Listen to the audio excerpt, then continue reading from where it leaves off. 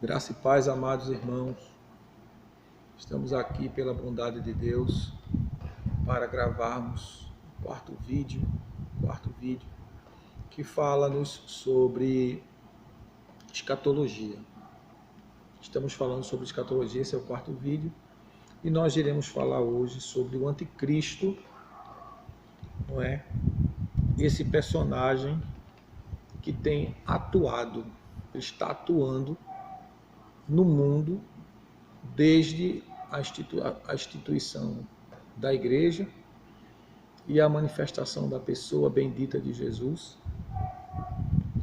Está preparando o mundo desde então para a sua ascensão, para o seu surgimento no cenário mundial.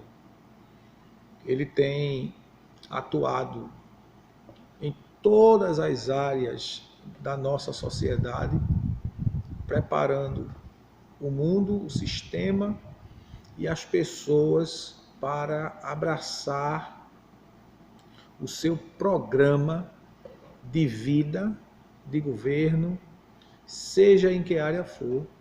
O espírito do anticristo está atuando, preparando o mundo para o seu surgimento final, o seu aparecimento pessoal, que será no período chamado período da grande tribulação.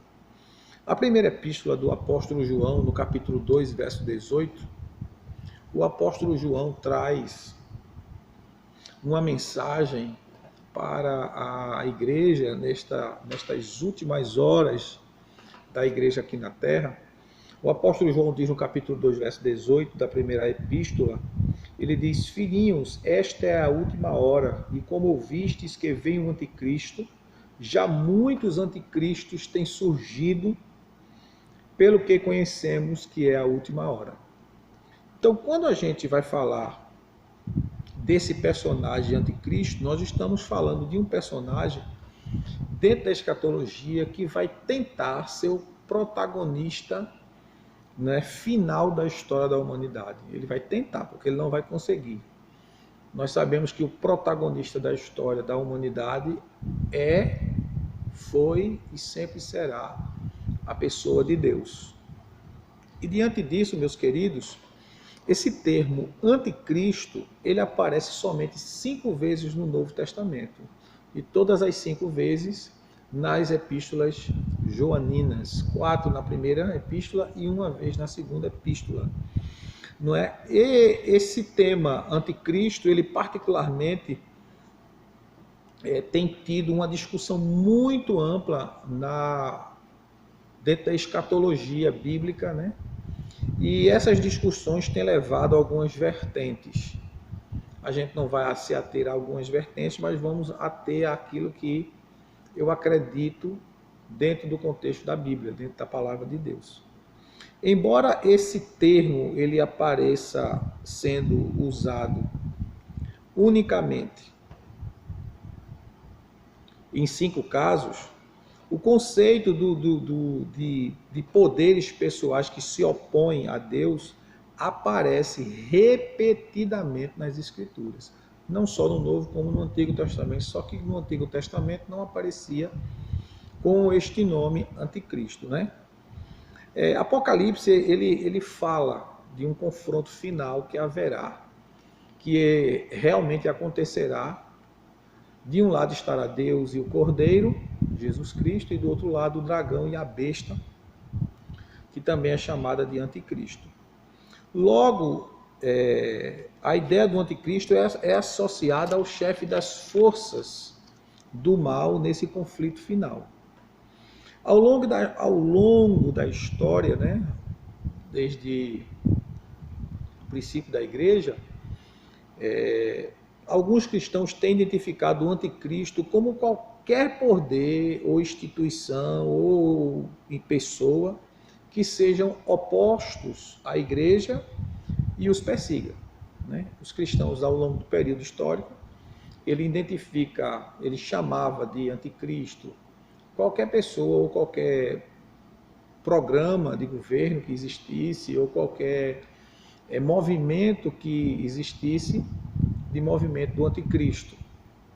porque se os perseguisse, se fosse contra a pessoa de Jesus, automaticamente os cristãos os chamavam. E a exemplo disso, nós temos o período do governo de Nero, né? De Domiciano, que inclusive mandou o próprio João para a ilha de Patmos, no período de Nero, onde Nero matou, assassinou muitos cristãos, inclusive Paulo e Pedro, que foram os principais daquele momento de grande perseguição contra a igreja. Pedro, que foi crucificado de cabeça para baixo e queimado vivo, e Paulo, que foi decapitado. Então a igreja, ela pensava que ser Nero o anticristo durante esse período de grande perseguição contra o povo de Deus, contra a igreja do Senhor. Alguns reformadores do século XVI identificavam que o Papa, ou o papado propriamente dito, ou algum indivíduo da Igreja Católica, era a pessoa do anticristo, era um movimento do anticristo, visto que a Igreja Católica durante muitos anos matou muitos cristãos, queimou muitas Bíblias, não é simplesmente por não crerem ou não aceitarem a sua linha doutrinária, não é? Inclusive, se alguém que ver este vídeo puder assistir 2 filmes, né? Um muito antigo, com Sean Connery, chamado O Nome da Rosa, que é um filme muito bom que fala dos crimes que a Igreja Católica cometia para proteger, para guardar a sua suposta fé, sua suposta cristandade. E o outro é o mais recente, é o chamado Spotlight, um filme também muito bom que fala dos crimes da Igreja Católica contra a sociedade civil. Porém, vamos adiante. Em tempos mais recentes, principalmente nos Estados Unidos, muitos sustentavam que o anticristo era o movimento esquerdista, o movimento comunista, que está instalado praticamente em todos os países do mundo, inclusive nos Estados Unidos, que é um país extremamente livre, considerado, eles falam muito sobre isso, sobre liberdade, e lá só tem 2 partidos, né? O de esquerda e o de direita. Os republicanos, que são os de linha de direita, que voltado ao cristianismo, aos bons costumes, à família, à preservação das questões éticas e morais, e os democratas, que é como se fosse o PT aqui do Brasil, os partidos de esquerda. Então, por muito tempo, os Estados Unidos, muitos cristãos sustentavam essa ideia de que o anticristo era o movimento comunista. Com relação a tudo isso, é importante assinalar que na Epístola de João, o anticristo não é o inimigo final, mas qualquer um que se opõe à verdade de Deus, esse sim também pode ser considerado o anticristo. Como diz o texto que nós lemos de 1 João 2,18, afirma que agora muitos anticristos eles têm surgido. E diante disso, é importante assinalar que o que torna essa figura particularmente maligna não é simplesmente o fato dela se opor abertamente ao verdadeiro Cristo, mas que se faça passar por Cristo, que é uma das coisas que o anticristo irá fazer no período da grande tribulação, como diz Apocalipse capítulo 6, que é o cavaleiro branco que saiu vencendo e para vencer. Ele ali está tentando personificar a pessoa de Jesus nele para enganar as nações, como assim o fará justamente nesse período em que ele será abraçado como o Salvador da pátria, por que não dizer do mundo, nesse período em que a igreja terá sido arrebatada. O mundo estará em um caos total, em uma turbulência total, por causa do desaparecimento da igreja, e ele surgirá no cenário mundial, no cenário político, para trazer, como diz a palavra de Deus, uma falsa paz, durante os 1260 dias, que são os 3 primeiros anos e meio da grande tribulação, a qual a Bíblia classifica como os anos de falsa paz, aonde ele vai de uma forma definitiva, né, estabelecer o seu reinado, o seu comando no mundo todo, inclusive se envolvendo com a nação de Israel política e religiosamente, conforme nos ensina o capítulo 9 do livro do profeta Daniel, verso 27. Já no final do capítulo é quando Israel percebe que o anticristo não é o Messias prometido e rasga o contrato, quebra a aliança, o pacto que teria feito com ele, recebendo ele como seu Messias. Assemelhar-se a Cristo, e esse engano torna o anticristo mais perigoso do que qualquer inimigo aberto. Ou seja, o anticristo, antes dele se manifestar como pessoa, o espírito do anticristo tem atuado, já atuava no período do apóstolo João e tem atuado até principalmente nos nossos dias, visto que nós estamos vivendo, segundo o apóstolo João, as últimas horas, os últimos instantes aqui nessa terra.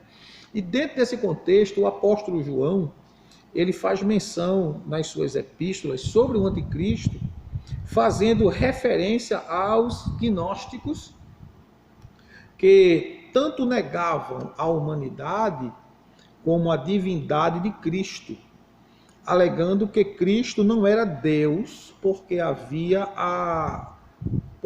habitado em um corpo humano.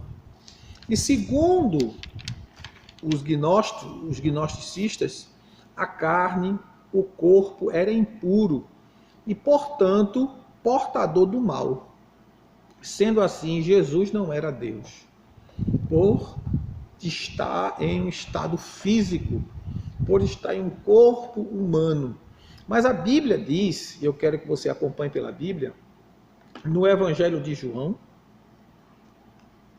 capítulo 1, todo mundo conhece esse texto, muito conhecido, no meio dos cristãos, no meio evangélico, capítulo 1 do Evangelho de João, o versículo 1, veja a expressão, não é? Quando João escreve o Evangelho para a igreja. Os 4 evangelhos, cada um teve um destino específico, né? Mateus foi escrito para os judeus, Marcos para os gentios, né? E Lucas escreveu um tratado trazendo informações para um dos homens, uma das personagens mais importantes daquela época, Teófilo. E João escreveu o seu evangelho destinado à igreja, visto que João tinha interesse, tinha preocupação em preservar a igreja do falso conhecimento, né? Da falsa filosofia, como Paulo diz a Timóteo, filosofia vã.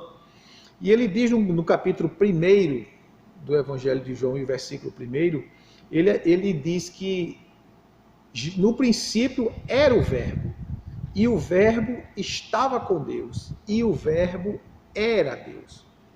No princípio era o Verbo era Deus, e o Verbo estava com Deus. E no versículo 14 e 18, João reafirma isso, dizendo que o Verbo se fez carne, habitou entre nós, vimos a sua glória, a glória como do unigênito do Pai, cheio de graça e de verdade. Ou seja, no versículo 1 ele diz que no princípio o Verbo era Deus, o Verbo estava com Deus. Então ele está dizendo que Jesus é Deus. Jesus é o Deus que tomou forma humana. Vamos ver o versículo 18 do capítulo 1 do Evangelho, quando João diz, ninguém nunca viu a Deus, mas o Deus unigênito, que está ao lado do Pai, é quem o revelou. Ou seja, ele está dizendo que ninguém nunca viu a Deus, mas o unigênito que está ao lado do Pai é quem o revelou, ou seja, é quem manifestou-se como a pessoa bendita de Deus.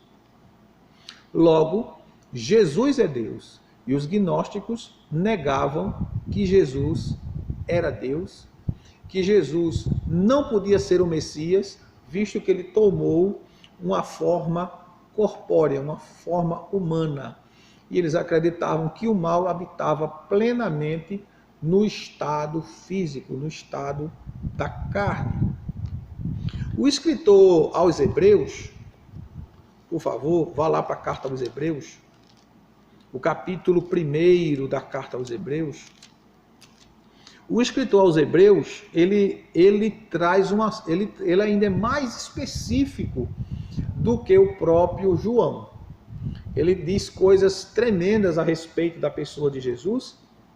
A gente vai ler do versículo 1 ao versículo 11 e nós vamos, dentro desse contexto, fazer algumas paráfrases para que os irmãos observem a autenticidade da pessoa de Deus em Cristo Jesus. Veja o que diz o texto. Hebreus capítulo 1, a partir do verso 1 até o 11. Havendo Deus antigamente falado, muitas vezes e de muitas maneiras aos pais, pelos profetas, a nós, falou-nos nestes últimos dias, pelo Filho, a quem constituiu o herdeiro de tudo, por quem fez o mundo. O Filho é o resplendor da sua glória e a expressa imagem da sua pessoa. Então, Jesus é a expressa imagem da pessoa de Deus, sustentando todas as coisas pela palavra do seu poder, havendo feito por si mesmo a purificação dos nossos pecados, assentou-se à direita da majestade nas alturas. Assim ele se tornou tão superior aos anjos quanto o nome que lhe herdou é mais excelente do que o deles. Pois a qual dos anjos disse jamais, tu és meu filho, eu hoje te gerei. E outra vez eu lhe serei por pai, e ele me será por filho. E novamente, ao inserir o primogênito no mundo, diz, e todos os anjos de Deus o adorem. E quanto aos anjos, diz, quem de seus anjos faz ventos, e de seus ministros labareda de fogo? Do Filho, porém, diz, ó Deus. Do Filho, porém, diz, ó Deus, o teu trono subsiste pelos séculos dos séculos. Cetro de equidade é o cetro do teu reino. Amaste a justiça e odiaste a iniquidade. Por isso Deus, o teu Deus, te ungiu com óleo de alegria, mais do que a teus companheiros. Ainda, tu, Senhor, olha, tu, Senhor, no princípio fundaste a terra, e os céus são obra de tuas mãos. Eles perecerão, mas tu permanecerás. Todos eles como roupa envelhecerão. E está claro, tu, Senhor, no princípio fundaste a terra. E a Bíblia diz em Gênesis 1, não é? No princípio criou Deus os céus e a terra. E aqui está dizendo, tu, Senhor, no princípio fundaste a terra. Então ele está dizendo que Jesus é Deus. Não tem como negar que Jesus é Deus. Ainda na primeira epístola de João, por favor, vá para lá, agora a primeira epístola de João, o capítulo 5 e o versículo 20 da primeira epístola de João, o apóstolo João diz, capítulo 5, verso 20, também sabemos que o Filho de Deus já veio e nos deu entendimento para conhecermos aquele que é verdadeiro. E estamos naquele que é verdadeiro, isto é, em seu Filho Jesus Cristo. Este é o verdadeiro Deus e a vida eterna. Então, novamente, João está dizendo que Jesus é Deus, porque ele ainda afirma, este é o verdadeiro Deus. Primeiro a epístola de João, capítulo 5 e o verso 20. Ainda tem outros textos que se você quiser anotar, você anote, por favor, é 1 João, capítulo 5, verso 11 a 13. 1 Timóteo, capítulo 3, verso 16. Evangelho de João, capítulo 10, verso 17 e 18, e Evangelho de João, capítulo 5, versículo 24 ao 26, onde afirma que Jesus é Deus. Se Jesus não tivesse, meus amados irmãos, morrido, não tivesse tomado a forma humana, nós não poderíamos sermos remidos dos nossos pecados. Se Jesus não tivesse tomado a forma humana, se tornado homem como nós, como o apóstolo Paulo escrevendo aos Filipenses, vamos lá para Filipenses, capítulo 2 de Filipenses, versículo 5, Filipenses capítulo 2, versículo 5 ao 8, o apóstolo Paulo diz: de sorte que haja em vós o mesmo sentimento que houve em Cristo Jesus, que, sendo em forma de Deus, não considerou que o ser igual a Deus era algo ao que devia se apegar, mas a si mesmo se esvaziou, tomando a forma de servo, fazendo-se semelhante aos homens. E achado na forma de homem, humilhou-se a si mesmo, sendo obediente até a morte, e morte de cruz. Então Jesus tomou a forma humana, humilhando-se, descendo de sua glória e chegando ao mesmo estado, ao mesmo estágio em que nós, humanos, nos encontramos. Deus tomou esta forma humana. E a Bíblia ainda ratifica isso de uma forma mais ampla na segunda carta de Paulo à igreja de Coríntios, no capítulo 5. Vamos lá para a segunda carta de Paulo aos Coríntios, capítulo 5, verso 17 até o versículo 19, o apóstolo Paulo diz: portanto, se alguém está em Cristo, nova criatura é.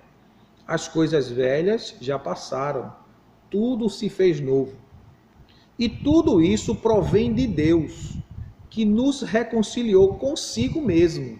Deus nos reconciliou consigo mesmo, ele está dizendo, por Jesus Cristo, e nos deu o ministério da reconciliação. Versículo 19. Isto é, Deus estava em Cristo, reconciliando consigo o mundo, não imputando aos homens os seus pecados, e nos confiou a mensagem da reconciliação. Veja o texto. Deus estava em Cristo. Antes, nós vemos que o próprio Deus, o próprio Jesus, é Deus. E agora Deus, em Cristo, nos reconcilia com Ele por meio de Jesus. É a Trindade divina agindo a favor do ser humano. Deus vindo em busca do homem para o resgatar do pecado. Só que Deus só poderia nos resgatar de uma forma definitiva através do sangue de Jesus, de alguém que morresse no nosso lugar. A Bíblia diz: sem derramamento de sangue não há remissão de pecados. Hebreus capítulo 9, verso 22, está lá escrito que se não tiver o derramamento de sangue, não haverá a remissão dos pecados. E Jesus Cristo, o Cordeiro de Deus, não é que foi imolado por nós na cruz do Calvário, o sangue dele até os dias de hoje fala. E é um fato tão relevante que Jesus, ele se ofereceu por nós. Ele se ofereceu.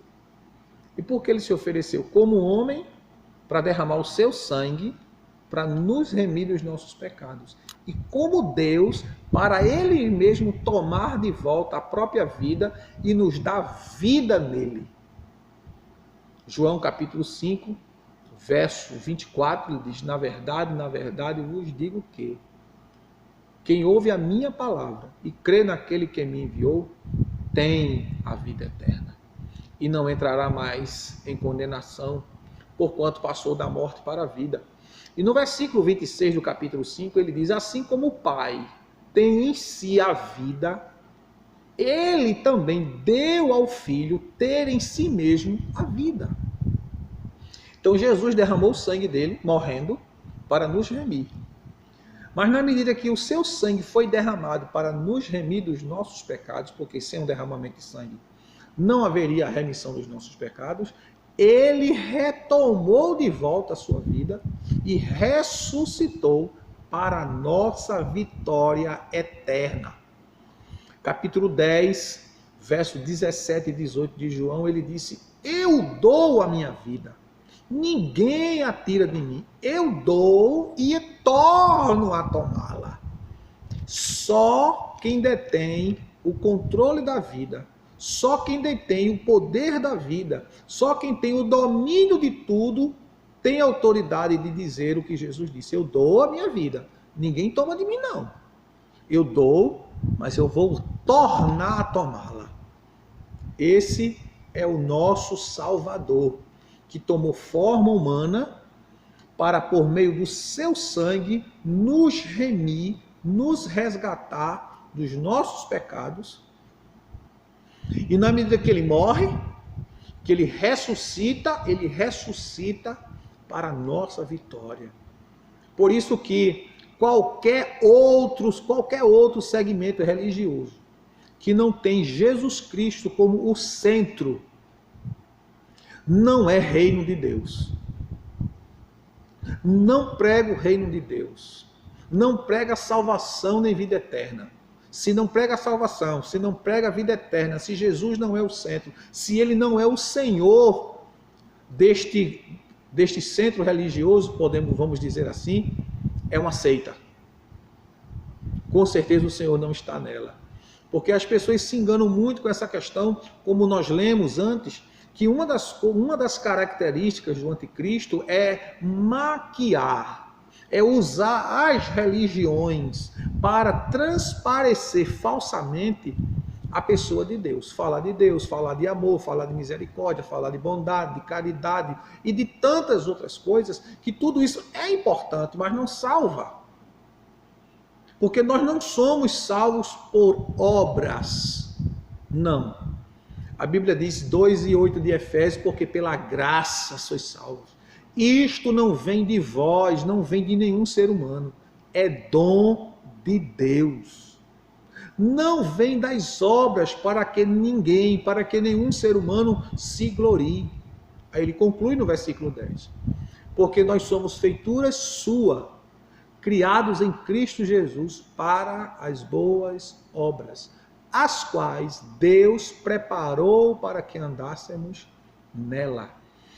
As verdadeiras obras espirituais, elas são feitas em Deus. Ela não é feita dentro do contexto do pensamento filosófico, ideológico do ser humano, não.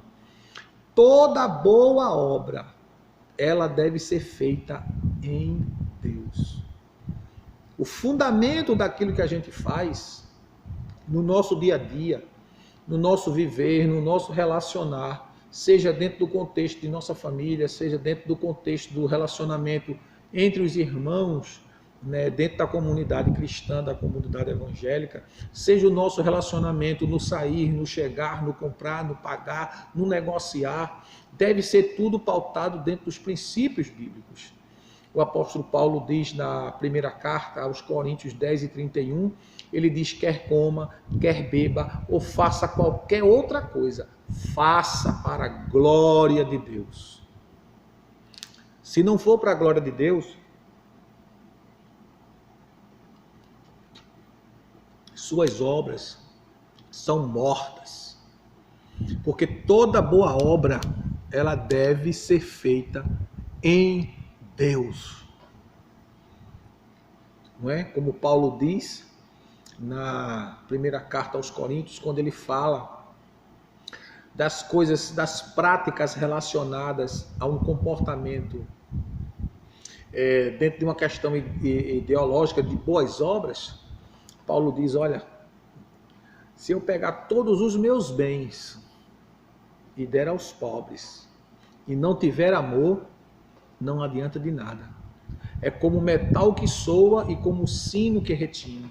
Não existe valor, não existe amor nisso aí. Se não tiver amor, não está em Deus. Como assim? Não há em nós capacidade própria de amarmos o outro ou o nosso semelhante. Isso no aspecto do sentimento, certo? Por quê? Porque nós só conseguimos amar alguém quando o amor é derramado em nós. A Bíblia diz no capítulo 5, verso 5 de Romanos, que o amor de Deus ele é derramado no nosso coração pelo Espírito Santo. Nós não temos capacidade de produzir amor. Porque isso não, essa característica, essa qualidade não pertence a nós, pertence a Deus. A Bíblia diz em 1 João 4,8 que Deus é essencialmente amor. Isso é uma coisa que está em Deus, não está em nós. Em nós, diz a palavra de Deus, habita o pecado. E nós só vencemos o pecado pelo poder do Espírito de Deus em nós, que nos habilita a vencer o pecado, o mundo, o maligno. É Ele que nos dá a capacidade. Se o Espírito Santo não nos der amor, as obras que nós vamos fazer, elas não vão ser recebidas por Deus. Porque tudo que a gente fizer, a gente tem que fazer com o intuito de glorificá-lo. E a gente só glorifica a Deus, como Jesus ensina no capítulo 23 e 23 de Mateus, quando ele diz que o primeiro e maior mandamento, bora conferir? Mateus, o primeiro e maior mandamento é amar a Deus sobre todas as coisas. Cadê? Deixa eu ver aqui. Não é 23 e 23 não, de Mateus não, viu? Não é 23 e 23 de Mateus não. Referência errada.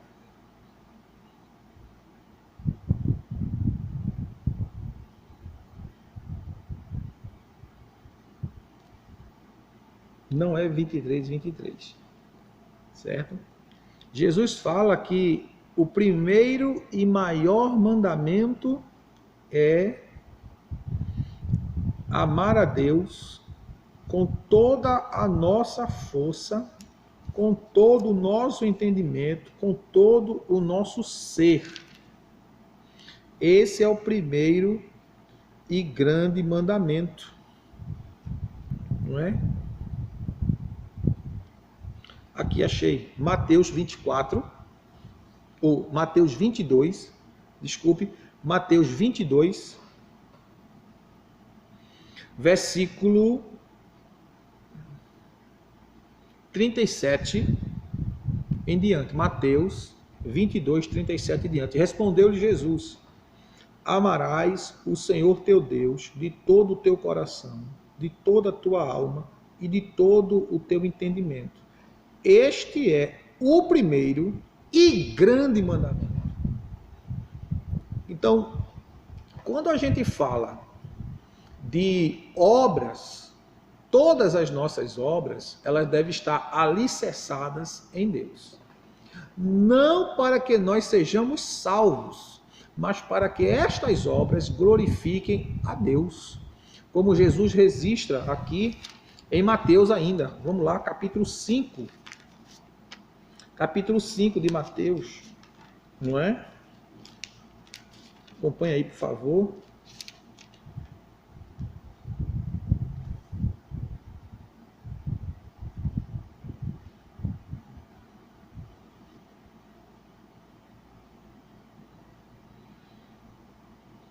Capítulo 5, verso 13 de Mateus, onde Jesus diz: vós sois o sal da terra, mas se o sal perder o sabor, com que se há de salgar? Para nada mais serve, senão para ser lançado fora e pisado pelos homens. Vós sois a luz do mundo, não se pode esconder uma cidade construída sobre o monte. Nem se acende uma lâmpada e se coloca debaixo de uma vasilha, mas no candelabro. Assim ilumina todos os que estão na casa.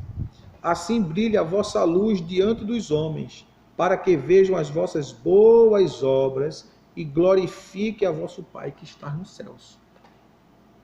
Então, as nossas boas obras, sempre elas deverão ser e estar em Deus. Jesus disse que nós somos sal, depois diz que nós somos luz, e que nós não podemos esconder uma cidade edificada sobre um monte, porque não tem como esconder, todo mundo a vê. Então ele está falando aqui também do nosso modo vivendo, que a nossa vida ela deve refletir a verdadeira obra de Deus. Deus preparou obras, conduta, modo de vida para que nós, como cristãos, o glorifiquemos no procedimento de nossa vida. E o nosso procedimento, ele deve ser alicerçado em Deus. Por que em Deus? Porque aquele que ama a Deus, conforme Jesus ensinou, bora ver João, confere aí comigo, por favor, abre aí Evangelho de João 14, capítulo 14 de João, né? João 14,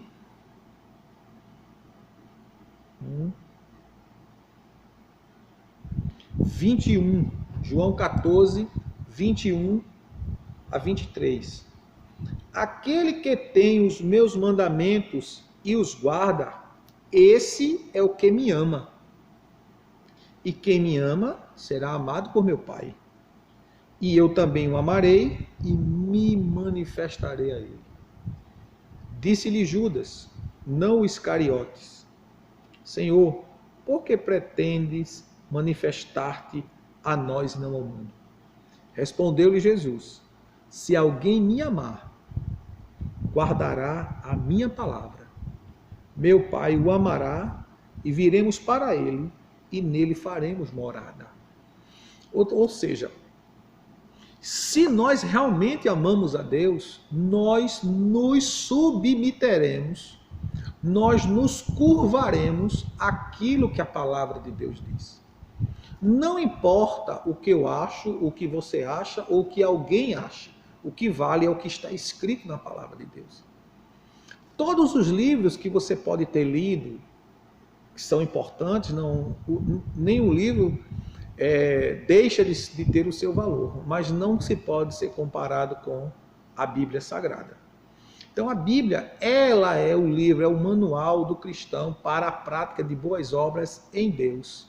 E a verdadeira obra feita em Deus, ela é feita baseada no amor em Deus, por Deus, porque o objetivo é glorificar a Deus, exaltar a Deus, enaltecer a Deus, engrandecer a Deus, revelar Deus. Deus é revelado em nós, por nós e através de nós, quando nós fazemos as obras em Deus, como nós citamos 1 Coríntios 10, 31. Além do mais, a questão do amor, o amor não é só um sentimento. O amor é um modelo de vida, é uma escolha de vida, é um modo de vida que você escolhe viver. Que você não estará atrelado a um sentimento, simplesmente. Mas você estará atrelado a um comportamento ético normativo baseado na palavra de Deus. Quando Jesus diz, quando Paulo ensina, né? Se o teu inimigo tiver fome, dá-lhe de comer. Se tiver sede, dá-lhe de beber. Se estiver nu, vista. É teu inimigo. Mas a determinação de Deus não é acabar de matá-lo, não é rejeitá-lo, não é maltratá-lo, não é pisoteá-lo, não é escarnecê-lo. Porque a nossa justiça, ela vem de Deus, ela não vem daqui. Já dizia o profeta Isaías que a justiça dos homens são como trapos de imundícia, elas são podres. O profeta Isaías compara a justiça daqui dos homens me desculpe a expressão, a panos de menstruação. Não tem valor, não serve para nada. É assim que a justiça da terra é comparada. E a gente está vendo aí agora, né? Estão tentando derrubar o presidente da República, alegando coisas que ele não fez, tentando achar um artifício para desarticular um presidente que está indo na contramão da corrupção do país. e a justiça toda articulada soltou um dos maiores marginais que o Brasil já teve e tem, que ele está vivo ainda, né? O Lula, e tantos outros marginais que deveriam estar presos e ainda não estão, porque nós temos uma justiça aparelhada pela corrupção, pelo engano, pela mentira. Está aí o maior exemplo. Então, o amor não é apenas um sentimento, o amor é um modo de vida, é um padrão de vida. Jesus disse, lá em Mateus 25, quando ele diz aos discípulos, estive nu e não me vestistes, estive preso e não foste ver. Não é? E os discípulos perguntam a Jesus, Senhor, quando foi que tu esteve preso? Quando foi que tu esteve nu? Quando foi que tu tivesse fome? E a gente não te viu dessa forma. E Jesus disse, olha, quando vocês fazem a qualquer um destes, vocês fazem a mim. Jesus fala dos presos. Ninguém vai preso porque é inocente. Apesar que a gente pode ir, né? Existem muitos inocentes presos por conta do Evangelho. No Brasil, por exemplo, está tramitando no Senado uma lei que vai tentar ser aprovada, espero em Deus que não, para que as igrejas não abram mais, pelo menos até o final do ano. Esse é o primeiro projeto, porque a intenção é realmente que as igrejas sejam fechadas de forma definitiva. Por isso que o povo de Deus precisa orar, e o diabo não quer que o povo de Deus se reúna para orar, porque sabe que se a igreja orar, Deus, o Deus do céu, o Todo-Poderoso,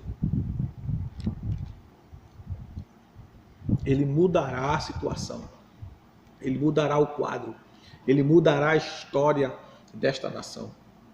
Não é?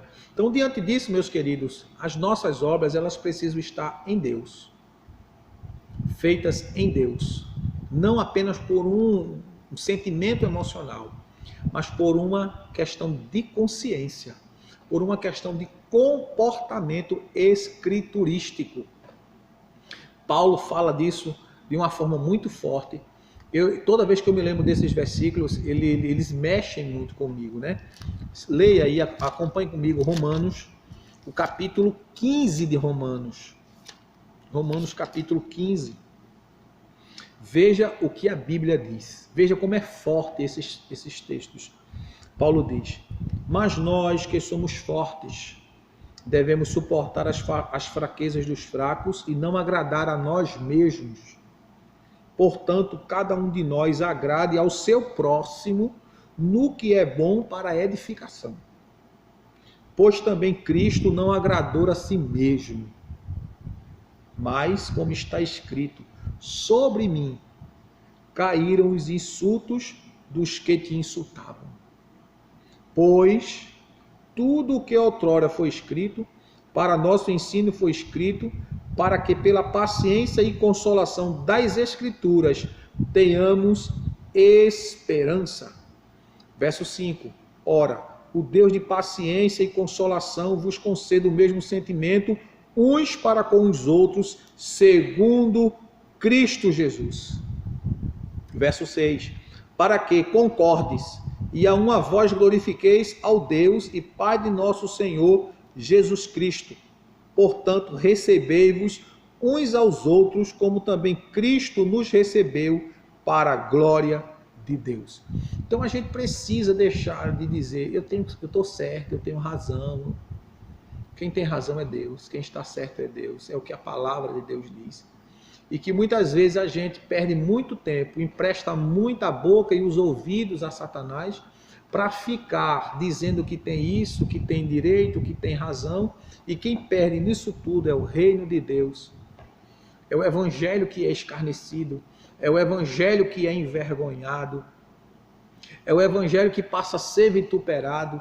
São líderes que não têm temor a Deus, são ovelhas que, em vez de receber a palavra de Deus e guardá-las e vivenciá-las, são ovelhas que muitas vezes são rebeldes contra a administração da igreja, contra os líderes da igreja. A gente sabe que existe maus líderes, maus pastores, maus obreiros, maus cristãos que fazem vergonha ao evangelho.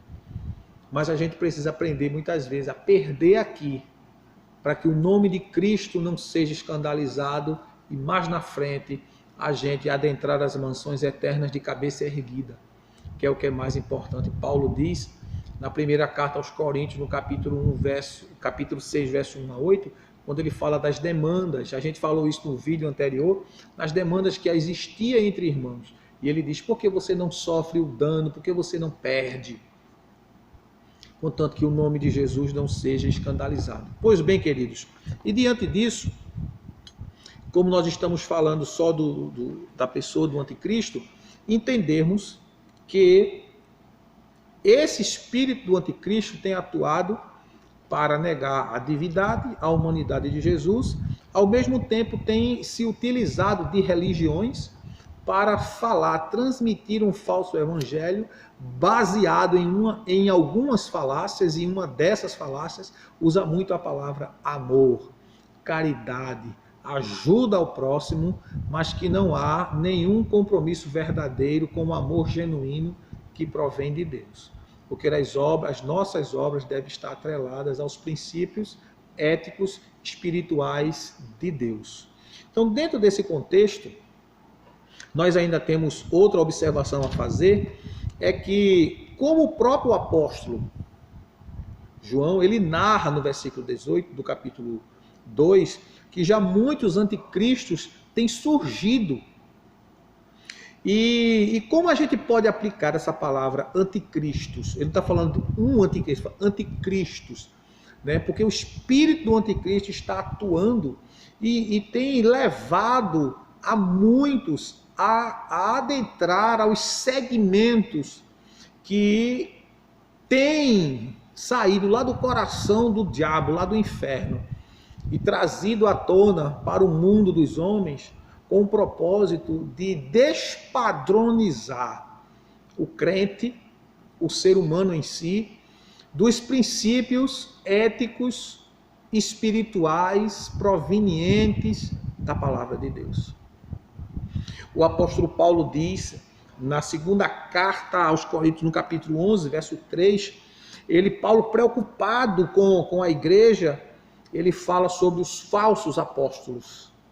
E ele diz, assim como a serpente enganou a Eva, eu temo que alguns sejam enganados e se apartem da simplicidade que há em Cristo Jesus. E falando de simplicidade, irmãos, quem complica o evangelho não é Deus, é os homens que traz artifícios, subterfúgios, introduzem coisas que não está na Bíblia. Ou quando não introduzem, eles tiram regras, normas que não têm nenhum fundamento bíblico, teológico, que melhore, que dignifique, que santifique, que eleve a vida espiritual do homem com Deus. Né? São esses artifícios que muitas vezes são originados do espírito do anticristo, como a questão, existe uma seita que ensina que se você não guardar o sábado, você perde a salvação. Ou seja, anula tudo que Jesus fez na cruz do Calvário, porque você não guardar o sábado. Que eu não vou entrar no mérito da questão agora, que nós não estamos falando isso, mas estou citando só como exemplo. Outras seitas que falam de salvação, mas não tem a Bíblia como a base da palavra de Deus, única regra de fé e prática para a salvação. Mas tem outros livros. Dizem que existem outros livros sagrados, a exemplo, o mormonismo, que tem o livro dos mormons e tem a Bíblia Sagrada. Eles tiraram alguns capítulos da Bíblia e colocaram no livro dos mormons, por exemplo, o capítulo 39 do livro do profeta Isaías, foi inserido dentro do livro dos mormons. E assim, essa miscigenação, essa religiosidade, essas denominações que falam de Deus, que cantam até hinos que enaltecem a pessoa de Deus, mas que, na verdade, a boca está falando, mas o coração está distante. Porque não está alicerçado nos princípios bíblicos, princípios cristocêntricos, princípios que enaltecem a pessoa de Jesus. O culto do cristão, O culto a Deus, ele é um culto cristocêntrico, não um culto antropocêntrico. Cristo deve ser o motivo que leva você ao templo para cultuar. Cristo é o motivo que leva você ao templo para congregar, como Hebreus 10, 25 diz. Cristo é o motivo que leva você a estar em comunhão com seus irmãos, independente de quem eles sejam. Então é isso que a palavra de Deus nos ensina. E esse espírito do anticristo, ele tem tirado o padrão moral da humanidade e tem tirado o padrão ético, moral e espiritual de alguns crentes, que a gente não sabe dizer nem mais se é crente. Porque o cristão, o seguidor de Jesus, ele tem um padrão de vida deixado pelas Escrituras. O crente, ele nunca está, como eu posso dizer assim, fora de moda, desatualizado, despadronizado, como eu posso dizer, longe da realidade. Não. Porque a realidade do cristão é a Bíblia, é a palavra, é o que a Bíblia diz. Eu não estou dizendo que você não vai estar a par dos acontecimentos da atualidade, não vai estar informado com as questões da internet, do conhecimento global. Não, eu não estou dizendo isso. Estou falando os padrões que regem a nossa vida, não são esses que a gente tem no dia a dia. Os padrões que regem a nossa vida é aquilo que a Bíblia diz. A gente olha hoje para alguns crentes, que eu não posso dizer que é ou que não é, porque quem conhece é Deus. Mas pelos princípios que a Bíblia ensina, a gente não tem uma vírgula de dúvida. Mas por questões de princípios,